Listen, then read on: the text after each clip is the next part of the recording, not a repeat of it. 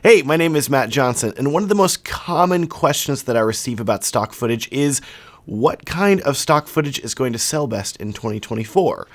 Or, to put it another way, which stock footage should you film in 2024 to maximize the chances of people buying it and you making passive income? I'm going to be answering those questions in this video, and if you're wondering about my qualifications, I made $8,327 last year selling stock footage, and if you want to make that kind of income selling stock footage too, I've put together a free stock footage jumpstart guide that's going to show you what to film, how to film it, and where you should sell it. So I'm going to link to that guide down below for you to download for free. Anyways, let's tackle this big question of what kind of stock footage should you film that is going to sell well for passive income in 2024. And to do that, I'm going to be sharing with you my top 5 most purchased and downloaded stock footage video clips last year in 2023 and tell you 3 big takeaways that you can then use to know which footage you should film to maximize your passive income in 2024. Let's start by looking at my most downloaded stock footage video clip from ArtGrid last year. ArtGrid is where I made the bulk of my stock footage income, about $7,000 of the $8,000 plus I made last year, and is also where I get far and away the most stock footage downloads. So we're going to be focusing on my statistics from ArtGrid for these takeaways in this video. My most downloaded video clip from ArtGrid was actually downloaded almost twice as much as the second most downloaded video clip. Not bad. Yes, with 467 downloads, it was this video clip of the Las Vegas Strip. I filmed it in slow motion with my Sony a7S III. It was handheld. I wasn't doing anything fancy here. It's a relatively basic shot. So why was this popular? Well, I think the answer for why it was popular is also going to lie in 2 of the other most popular clips that I had people download in 2023, because the second most popular clip was also a video clip of the Las Vegas Strip. And if we look at my 5th most popular clip, it was a clip from Times Square in New York. Yes, 3 of the top 5 most popular clips that I sold were all clips of popular urban areas that have inevitably been filmed before and I'm sure are quite popular on stock footage sites. So you're probably thinking now, Matt, your takeaway is that I should just go to popular locations and film them? Come on, haven't those been filmed way too much and there's way too much competition? Well, here's the trick. Here's the thing that I figured out that is going to be the answer for why these clips have so many downloads and why I think clips like these can be your key to making a lot of passive income from selling stock footage in 2024. See, while the Las Vegas Strip and New York City's Times Square are very popular locations that have been filmed by many stock footage filmmakers over the years, what I leveraged was that there actually was not that much stock footage of these locations on ArtGrid in particular. Let me put it this way. If I had chosen to upload these clips to Shutterstock, for example, I highly doubt that I would have had hundreds of downloads of them. I might get 1 or 2 people that would purchase a clip from either of these locations because there are tens of thousands of stock footage video clips on Shutterstock of the Las Vegas Strip and Times Square already. But because I knew that ArtGrid did not have as many filmmakers uploading clips, I knew that I had far less competition for these locations that people want stock footage of. And so whenever I was in New York City on a trip and in Las Vegas on a trip, I took a bit of time to film this stock footage and uploaded it to ArtGrid because I knew that I would be one of the few filmmakers that had footage of these locations. I will tell you too, I knew that I was doing well whenever one of my filmmaker friends texted me and said, "Hey, thanks for the Las Vegas footage. I just downloaded literally all of your clips for my video." That was awesome. So here's my recommendation to you. As you are thinking about which stock footage to film, don't stress about whether it is popular or not. Instead, look at the specific stock footage site that you are uploading to and check how much footage is already uploaded of that specific location or activity or object. And if there's not much, that is a niche that you can then fill in on that specific stock footage website. That is, unless it's a hand moving through a field of grain, like from Gladiator, where Marcus Aurelius is walking and his hand is brushing the top of the grass. It looks super cinematic.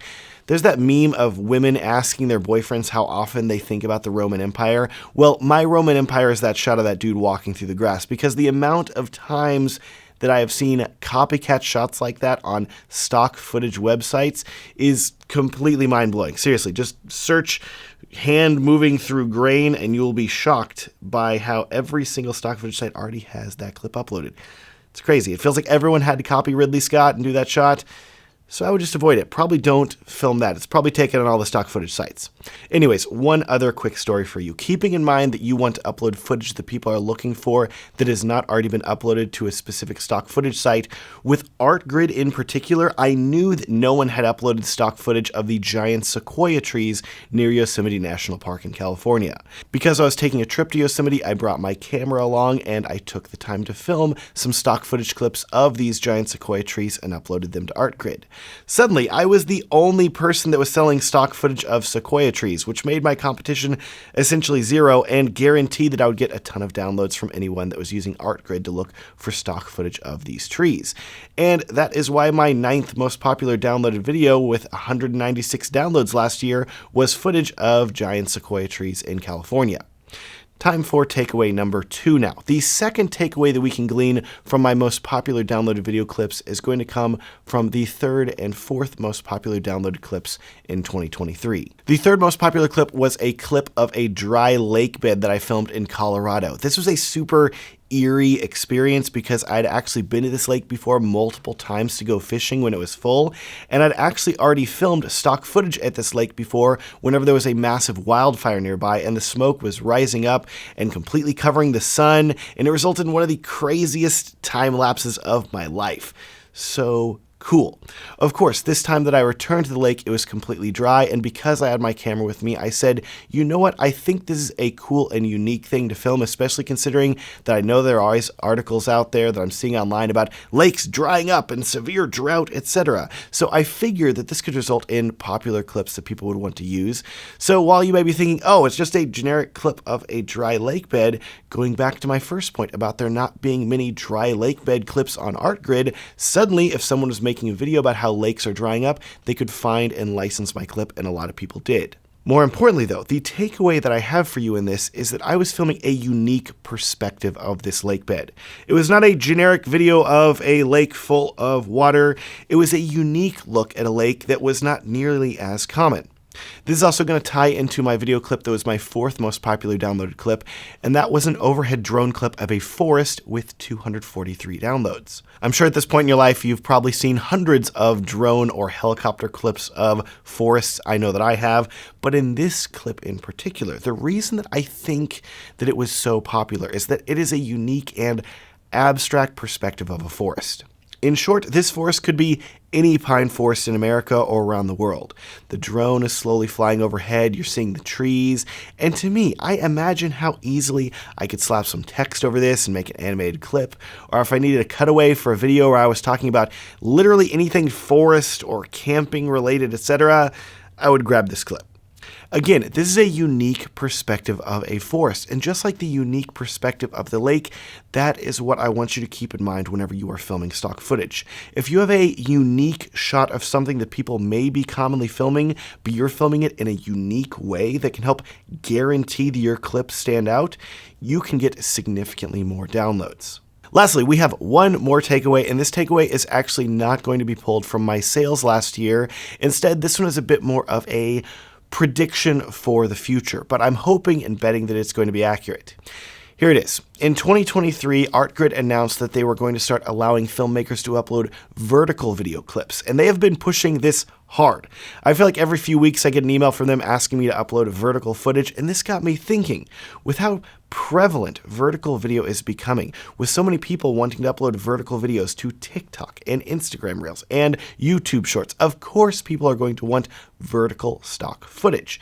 And going back to my first takeaway about how you can really stand out if you are one of the only people uploading certain types of clips to certain platforms, I can tell you for a fact that the vast majority of stock footage sites out there, if they're accepting vertical video, there are not many filmmakers making vertical video. And you have the potential to really stand out as a creator if you start making vertical stock footage. This is something that I'm going to personally be heavily considering throughout 2024 and into the future. I'm planning on either filming stock footage horizontally and stepping back a bit so my shots are wider and I can crop them to be vertical, or if I have time, I'm going to start filming stock footage both horizontally and vertically. So if I have time, I'm going to film a shot horizontal, then turn my camera vertical and film it again. This way, I'm basically doubling the amount of clips that I can sell, and my hope is that these vertical clips will be even more valuable to filmmakers that are looking for vertical stock footage, giving me more licenses and downloads. So there you have it. Film stock footage that no one is filming on the specific stock footage sites that you're looking to upload to. Try to film unique shots from unique perspectives to make your footage stand out so more people want to purchase them. And consider starting to film your stock footage in a vertical format, because vertical is not going away, and I can really see you making a lot of money with this. Speaking of making a lot of money, if you want to make a lot of money selling stock footage, the best place to start is my stock footage jumpstart guide that you can download completely for free at the link down in the video description. Thanks so much for watching. Please let me know what other stock footage videos you'd like to see me make in the future, as well as any other video for that matter. Thanks so much for watching and have a great day.